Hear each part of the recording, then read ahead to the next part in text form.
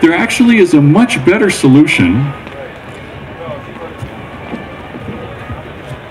which is called emergence. And this is an idea that, okay, emergence is a process whereby a large number of very simple elements get linked together, and when they're interacting with each other, the behavior of the overall system can be new and really interesting and really complex and much more complicated than the little elements would lead you to believe. And so I'll give you an example of this. People play these math games, and this is a sort of a math game where you have these simple little elements. You have a whole bunch of squares, and each square is programmed with a certain kind of response. You have sort of successive turns of the game, right? And if on the first turn, for instance, if the square is white and the square to the right is white and the square to the left is black, then the cell turns black. And okay, if the cell is black and the other cells next to it are white, then it turns black. I mean, very simple rules, okay? And these rules are all the cells can do. It's very limited what the cells can do. And you'd think, okay, well, you put these together, you're going to get something boring.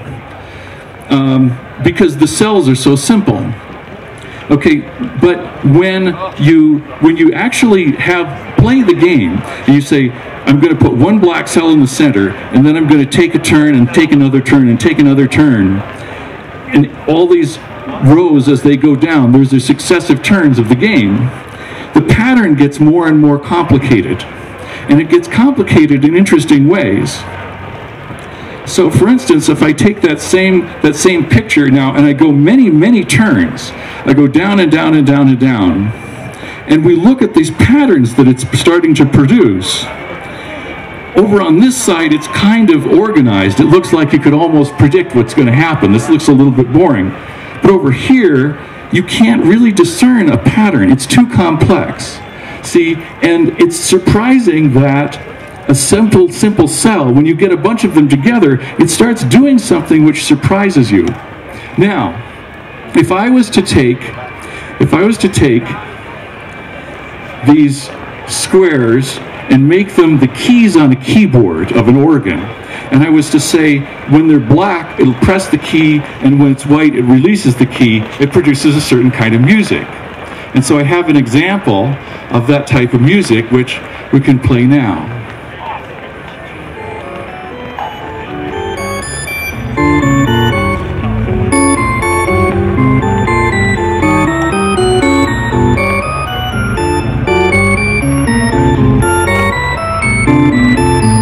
It's not random. You can almost sense a melody, but not quite.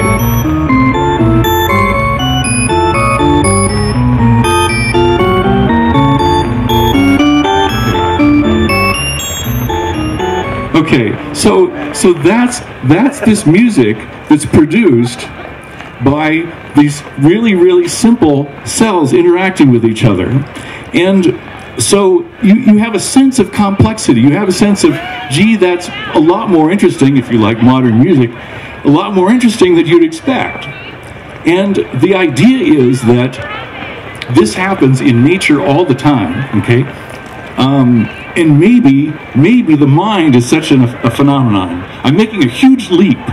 I'm saying, oh, well, what if these little cells, like, what if they were neurons? And what if they were interconnected with each other massively? And what if, you had certain specific structures? Well, maybe rather than complicated music, you could have thoughts or self-awareness or something like this. That's what people in artificial intelligence are trying to do.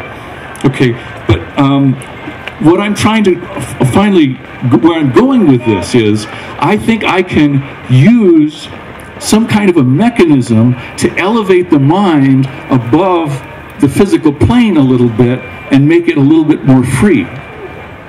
So people can identify various phenomena in nature which are emergent in this way, where things get together and produce something new, which gets together and produces something new.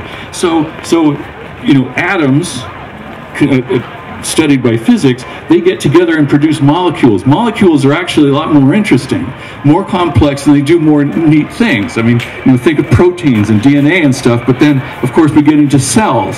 Cells get together and produce organs like the brain. You know, elements of the brain get together and produce mind. Minds get together and produce society. See, and at each level, the next level up is emerging from that. There's a sort of a collection there, and boom, you have a new phenomenon. And there's a collection, and boom, you have a new phenomenon. Well, mind is up here. It's up there, several levels of emergence above atoms. Okay. What I'm trying to do is I'm trying to make the mind a little bit farther above this little mechanistic level, and say that maybe there's a degree of autonomy there. Because another thing that systems have, they have the ability to sense what they're doing and control themselves. Like, you know, you have within your body a lot of automatic systems.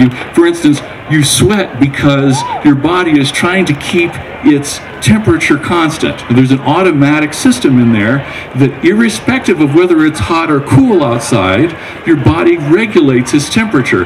And, well, you know, most of the material in your body gets replaced over a year. The cells die, they grow again.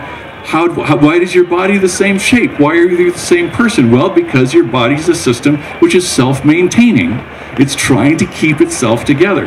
And what this means is that the higher level systems are causes, they're agents, they're things where the structure of the system is such that it is making things happen. It's not just the things at the lower level, right? It's not that everything up here reduces to that. There's more here. The whole is greater than the sum of its parts.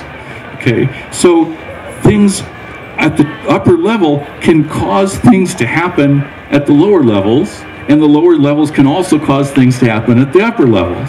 And so there's this sort of this give and take, but at least I think I can show that the mind has some degree of autonomy and is a causal agent. And then from that I get back to, well, you own your decision now. See, you're not caused by this, you cause it. You're a causal agent, and you can say, well, my free decision then is, I own this, it's mine. So that's a pretty good way to rescue free will, I think.